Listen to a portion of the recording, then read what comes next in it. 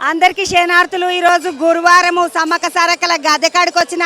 నిన్న రాత్రి సారక్కను అంగరంగ వైభవంగా జోరుగా మస్తు మాసు డబ్బులు గిప్పులు అన్ని వేషమేసుకొని పబ్లిక్ అంతా సిగాలు వంగ తీసుకొని వచ్చిండ్రు. అమ్మవారిని అడబెట్టిండ్రు. Collector madam, additional collector madam, వీళ్ళిద్దరు ఆడపిల్లలు తీసుకొచ్చింది సారక్కను.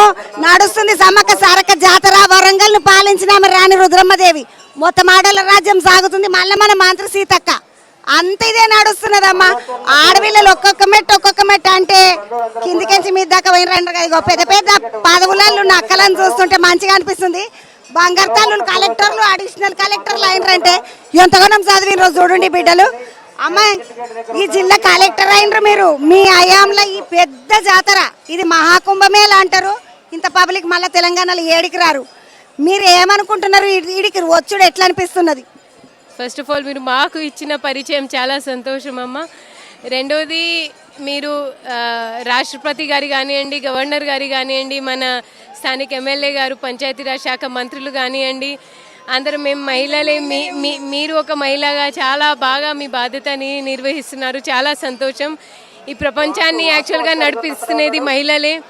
నిన్న మనం అందరం చూసాము కన్నేపల్లి ప్రొసెషన్లో అంతమంది ఎప్పుడో రాలే.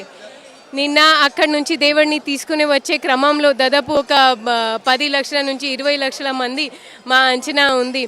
అందుకే అక్కడి నుంచి స్టార్ట్ అయిన తర్వాత ఇక్కడ మాకు దాదాపు 5-5:30 గంట పడింది. ఇక్కడ తర్వాత గద్దెలకి వచ్చిన తర్వాత పూజారులు మొత్తం లైట్ ఆఫ్ చేసి వాళ్ళ సంప్రదాయం యొక్క గుర్తింపు కోసం కొన్ని ప్రక్రియలు పెట్టారు. కలెక్టర్, ఎస్పీ, మినిస్టర్ వాళ్ళందరినీ ఒక బొట్టు పెట్టి మా మనసులో ఉన్న కోరికని అక్కడ ప్రదర్శించడానికి ఒక అవకాశం ఇచ్చారు.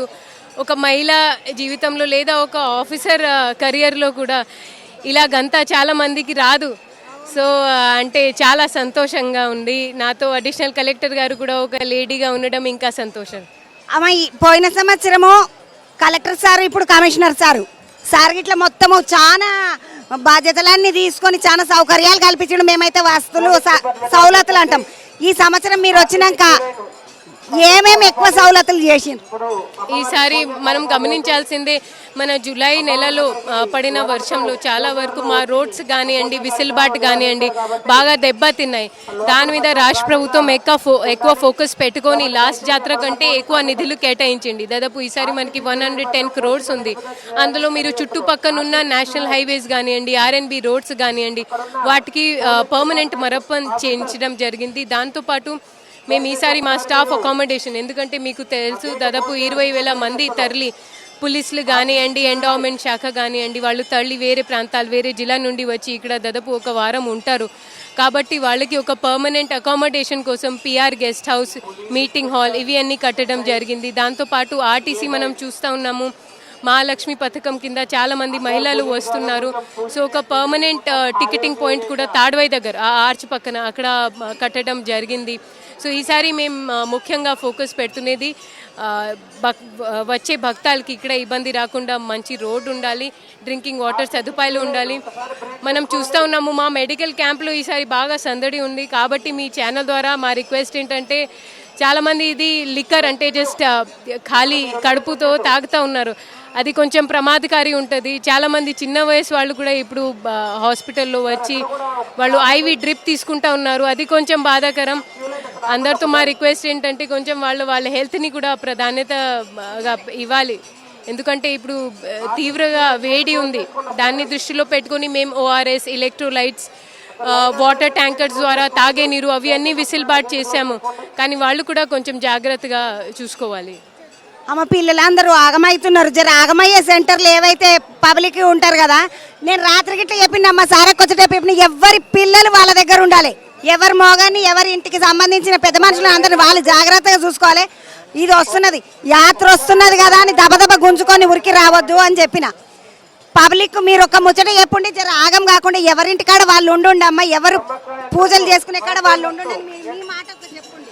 మేము ఎప్పుడో అప్పుడు మా మంచి నుంచి కూడా హెచ్డీకి ఇస్తూ ఉన్నాము. ఇప్పుడు మీ ఛానల్ ద్వారా కూడా అందరితో మా విజ్ఞప్తి, కొంచెం వాళ్ళు క్రమ నియంత్రణ పాటించాలి. ఏదైతే ఇక్కడ రోప్ పార్టీస్ ఉన్నాయో, క్యూస్ ఉన్నాయో, దయచేసి వాటిని పాటించాలి.